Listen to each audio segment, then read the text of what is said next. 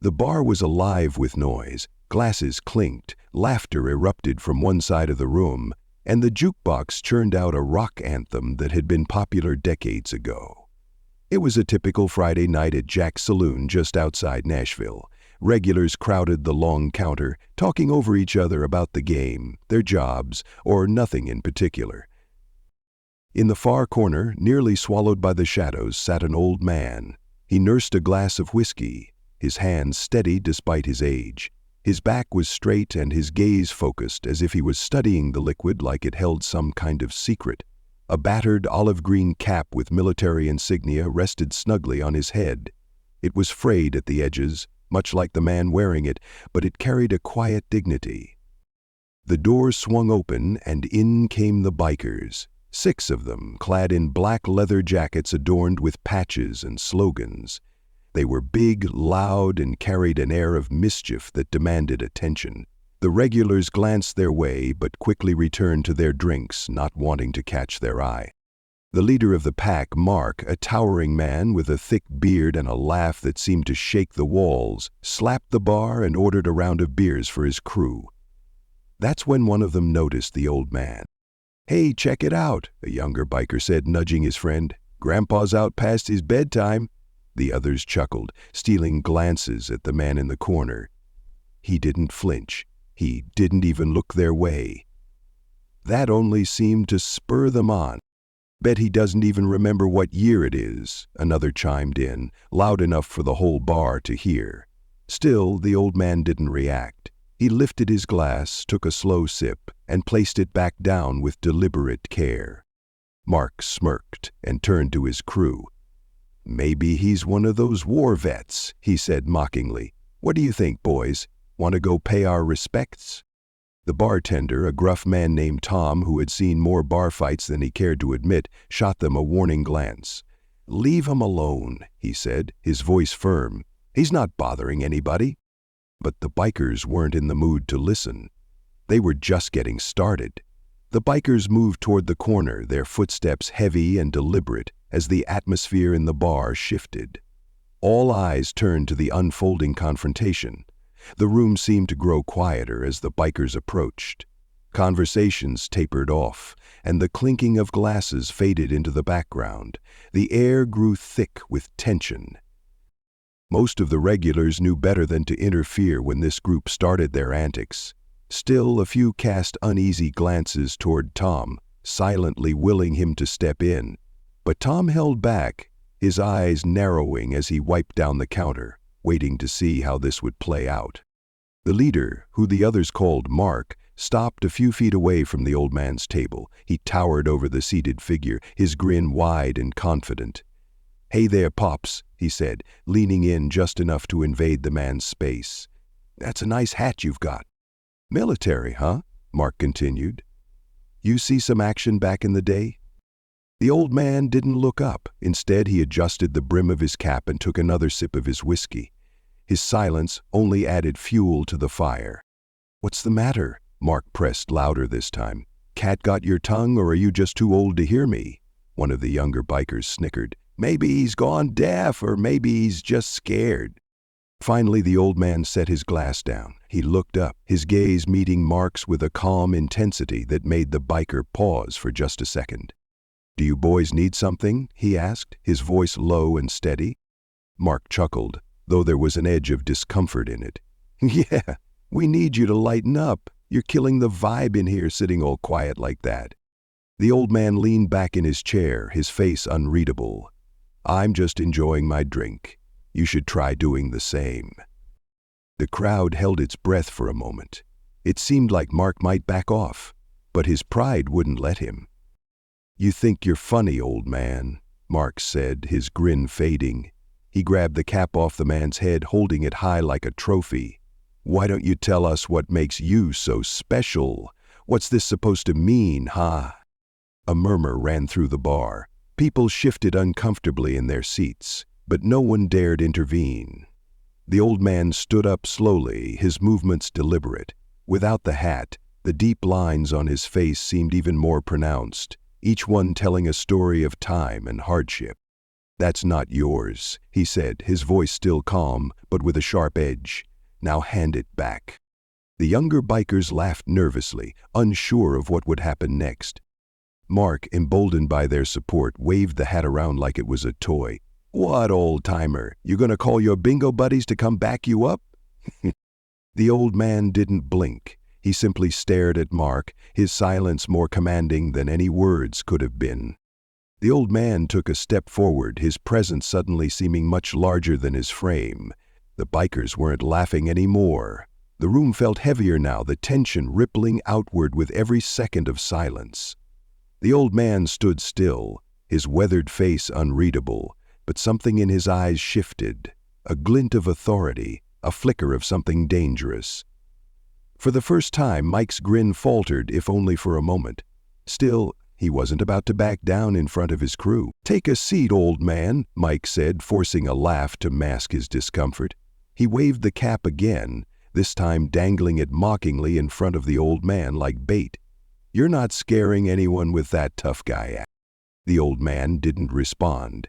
Instead, he stepped closer, his movements calm but deliberate, as if sizing up Mike. The noise in the bar had dwindled to nothing now, everyone watching with wide eyes, unsure what was about to unfold. Tom, the bartender, had stopped polishing glasses. "Mike," he said again, more forcefully this time, "give it back now." But Mike ignored him, turning his attention back to the man in front of him. "You gonna make me, Pops? Is that it?" The old man's voice was quiet, steady. "I've faced men twice your size with more bark and sharper teeth," he said, locking eyes with Mike. "You don't scare me, son. But you should be careful who you challenge. You never know who they are." The words hung in the air, sharp and heavy. One of the younger bikers shifted uncomfortably, glancing at the others for reassurance. The group had come in looking for a good time, but this wasn't the easy prey they'd expected. Mike laughed again, louder this time, as though he could drown out the uneasy silence that had settled around him. "Look at this guy trying to talk big," he said, turning to his crew. "What do you think? Should I give Grandpa his hat back?" "Yeah, give it back," one of the younger bikers muttered, barely audible. He wasn't smiling anymore, but Mike wasn't ready to let it go. He stepped closer, towering over the old man, and jabbed a finger at his chest. "Tell me, Pops, what makes you so special? You think wearing this hat gives you some kind of free pass?" The old man didn't flinch. Instead, he tilted his head slightly, studying Mike like he was trying to decide whether he was worth the trouble. Then he spoke, his voice low but firm. "That hat represents a lifetime of service, something you wouldn't understand." Mike opened his mouth to respond, but before he could, Tom stepped out from behind the bar. He wasn't a small man, and the authority in his stride was enough to make even Mike hesitate. "That's enough," Tom said, his voice hard as steel. "You're about to cross a line you can't come back from." Mike rolled his eyes, but before he could protest, Tom added, "You have no idea who this man is, do you?" The room went dead silent. Even Mike froze, his bravado flickering for the first time. Tom's words cut through the tension like a blade, and all eyes turned to the bartender as he stepped closer, ready to share a truth that would change everything. Tom stood between the bikers and the old man, his expression dark with warning. "You idiots really don't know who you're messing with," he said, his voice low but sharp. He pointed at the cap Mike still held, now limp in his hand. "That's not just any military hat. That belongs to Lieutenant General Raymond Ray Harris. Vietnam, Gulf War, Black Ops. You're standing in front of one of the most decorated war heroes this country has ever known." The room seemed to shrink under the weight of Tom's words. The bikers stared at him, blinking as if they hadn't heard correctly. Mike's grin finally slipped away, replaced with a confused scowl. "You're joking," he said, but there was no conviction in his voice. Tom folded his arms, his gaze unflinching. "I've seen the man on TV. I've read about him in history books. Hell, he's even got a plaque hanging at the VFW down the road. And let me tell you, he's not the kind of man you want to piss off." The old man, General Harris, hadn't moved. He stood quietly, his gaze fixed on Mike, his hands steady at his sides. "Tom," he said, his voice calm but firm, "you don't need to do this." But Tom ignored him. He took a step closer to Mike, his voice growing colder. "This man has seen things you can't even imagine. While you're here playing tough guy. He's fought wars, led men, and done things most of us wouldn't survive. If he wanted to, he could take you apart without breaking a sweat." The bikers exchanged nervous glances. Even the youngest among them, who had been snickering just moments ago, looked visibly uneasy. Mike swallowed hard, his bravado wavering, but he wasn't ready to let go of his pride. "How do you know he's not just some old guy spinning war stories?" he muttered, though his voice lacked its usual edge. Tom didn't flinch. "Because I served under him," he said, his voice like steel. 20 years ago in the Gulf, he saved my life and a dozen others in a firefight we weren't supposed to make it out of, and trust me, you don't forget a man like that." The silence that followed was deafening. All eyes were on the old man now, who finally stepped forward, taking back his hat from Mike's trembling hand. He adjusted it carefully, smoothing the worn brim before meeting Mike's gaze. "You've had your fun," General Harris said, his voice calm but firm. "Now sit down, finish your drinks, and let this be the end of it." For a moment it seemed like Mike might argue. His jaw worked and his fists clenched at his sides, but the weight of the room, the eyes of the crowd, the bartender's unflinching stance, and the quiet authority radiating from the old man were too much. Mike stepped back, his hands raised in surrender. "Fine," he muttered, his voice barely audible. "No harm done, right?" Harris didn't respond. He simply turned and sat back down, his glass of whiskey waiting for him.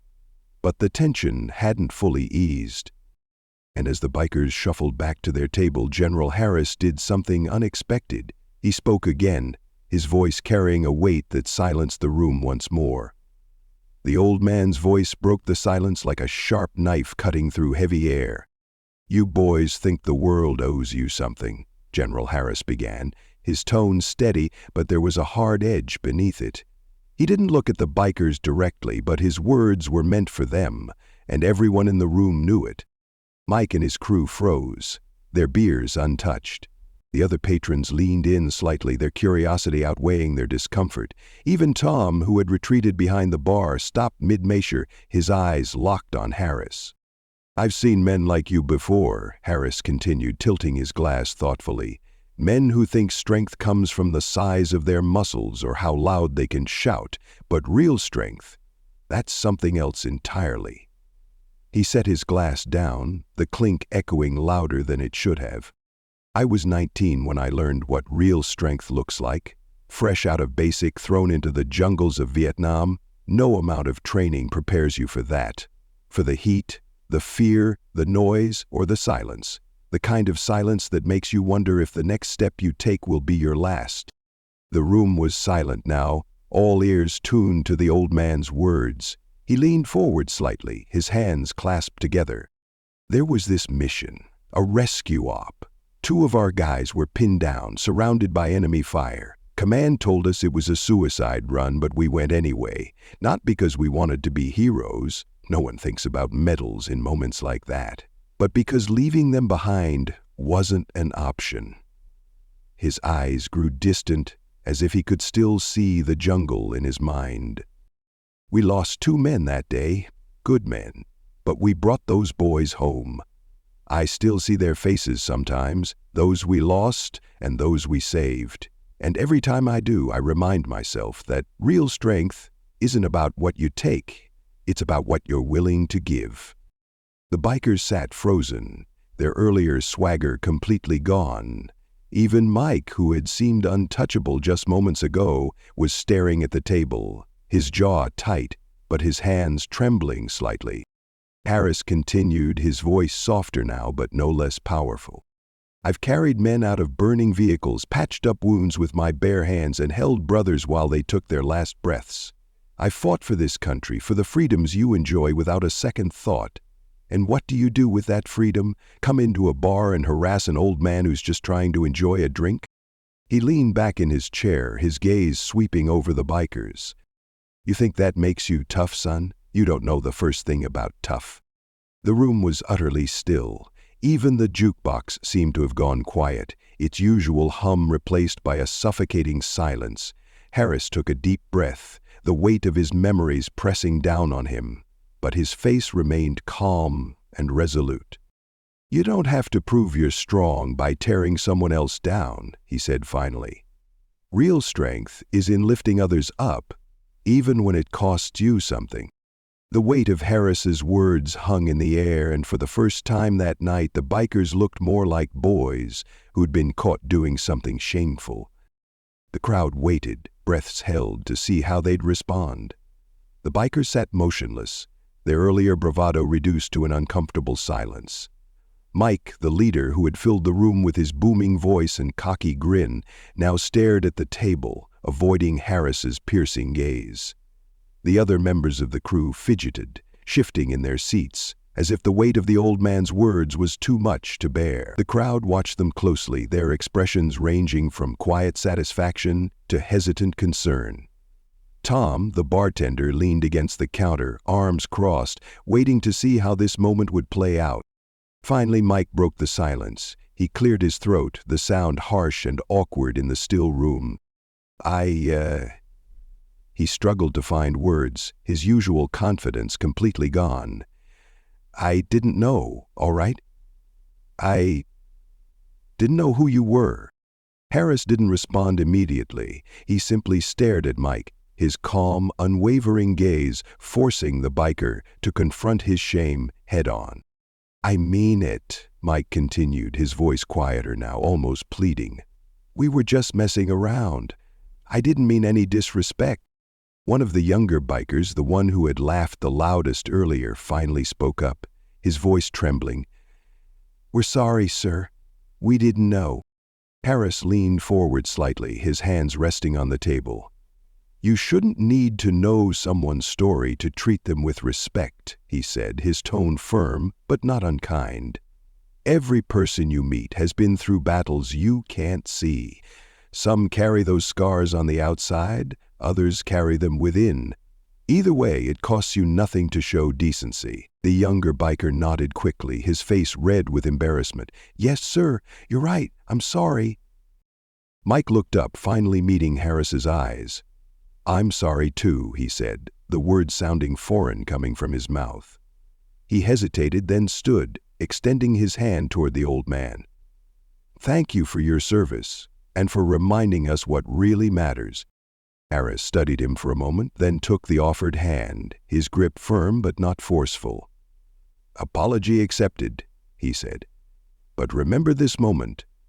Don't let it fade once you leave this place. Mike nodded, his face sullen.